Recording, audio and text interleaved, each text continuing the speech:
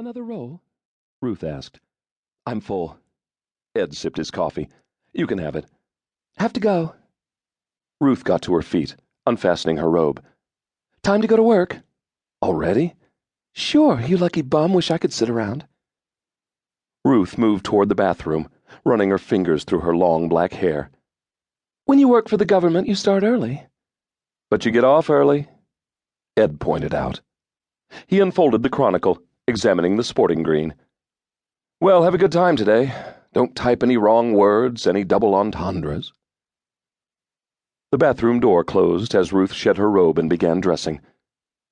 Ed yawned and glanced up at the clock over the sink. Plenty of time, not even 8. He sipped more coffee and then rubbed his stubbled chin. He would have to shave. He shrugged lazily. 10 minutes, maybe. Ruth came bustling out in her nylon slip, hurrying into the bedroom. I'm late. She rushed rapidly around, getting into her blouse and skirt, her stockings, her little white shoes. Finally, she bent over and kissed him. Goodbye, honey. I'll do the shopping tonight. Goodbye. Ed lowered his newspaper and put his arm around his wife's trim waist, hugging her affectionately. You smell nice. Don't flirt with the boss. Ruth ran out the front door, clattering down the steps. He heard the click of her heels diminish down the sidewalk. She was gone. The house was silent. He was alone. Ed got to his feet, pushing his chair back. He wandered lazily into the bathroom and got his razor down. 8:10. He washed his face, rubbing it down with shaving cream, and began to shave. He shaved leisurely. He had plenty of time. The clerk bent over his round pocket watch, licking his lips nervously. Sweat stood out on his forehead. The second hand ticked on. 8:14. Almost time. Get ready! The clerk snapped. He tensed, his small body rigid. 10 seconds to go. Time! The clerk cried. Nothing happened. The clerk turned, eyes wide with horror. From the little shed a thick black tail showed. The dog had gone back to sleep. Time! The clerk shrieked. He kicked wildly at the furry rump. In the name of God! The dog stirred. He thumped around hastily, backing out of the shed. My goodness. Embarrassed, he made his way quickly to the fence. Standing up on his hind paws, he opened his mouth wide. Woof! He summoned. He glanced apologetically at the clerk. Oh, I beg your pardon. I can't understand how... The clerk gazed fixedly down at his watch. Cold terror knotted his stomach. The hand showed 8:16. You failed, he grated.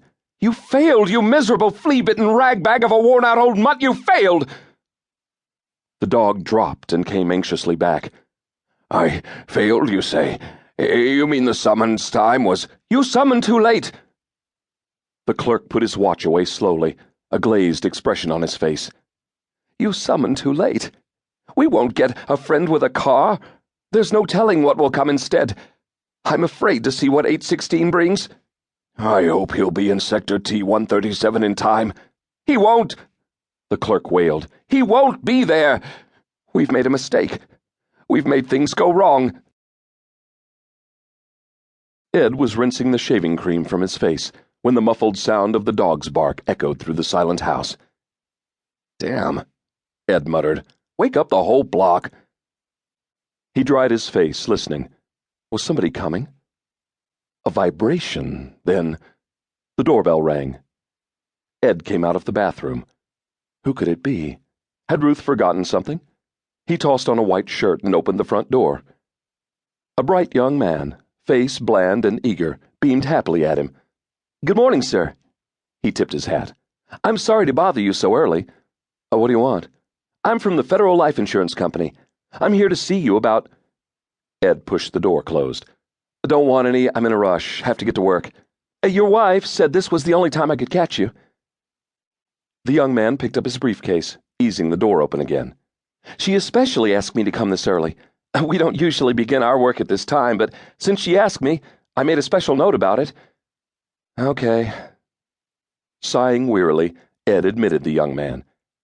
You can explain your policy while I get dressed. The young man opened his briefcase on the couch, laying out heaps of pamphlets and illustrations.